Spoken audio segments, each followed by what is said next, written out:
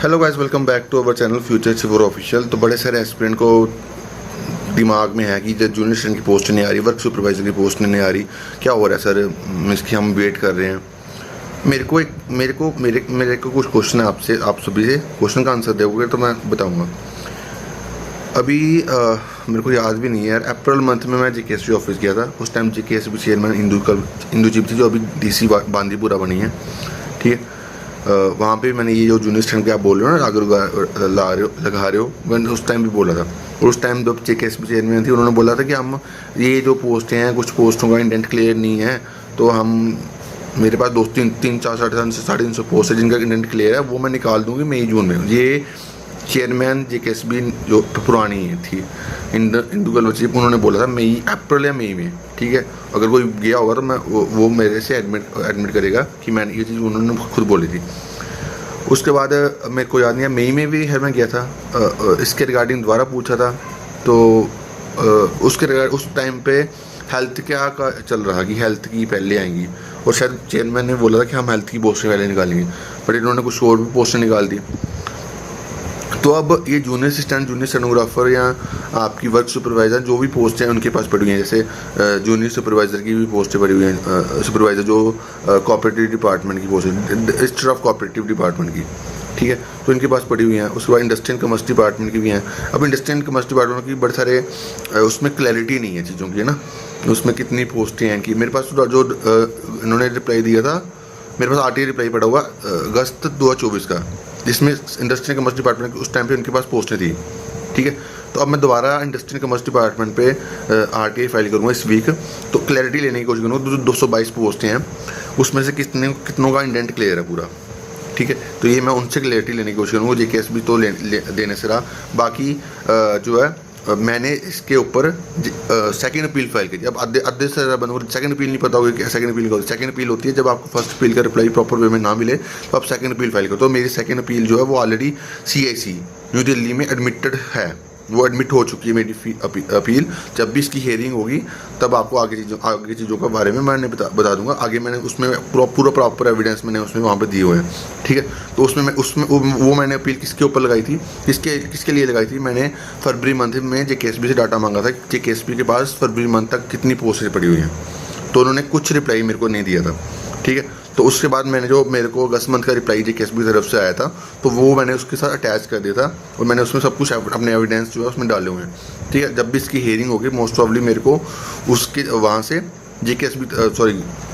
CIC instruct कर देगा इनको कि आप इन्फॉर्मेशन दो, क्योंकि वो कोई ऐसी इन्फॉर्मेशन नहीं थी जो ये नहीं दे सकते। क्योंकि अगर अगस्त मंथ में इन्होंने दी थी मेरे को इन्फॉर्मेशन, तो इनको फरवरी मंथ में इन्फॉर्मेशन देने में क्या प्रॉब्लम है, ठीक है। तो वो चीज़ मेरा एविडेंस जो है वो स्ट्रॉन्ग है। बस मेरा ये है कि जब उसकी हियरिंग होगी, जब भी इसकी हियरिंग होगी, मैं उसको देखते रहता हूँ कि यार कब उसकी अभी हियरिंग पे अपडेट आई ऑनलाइन, तो बट अभी उसके ऊपर अपडेट नहीं आ रही। जैसे अपडेट आएगी मैं आपको ज़रूर इन्फॉर्म करूँगा। मैंने आपको ऑलरेडी एक वीडियो में बताया भी था, ठीक है।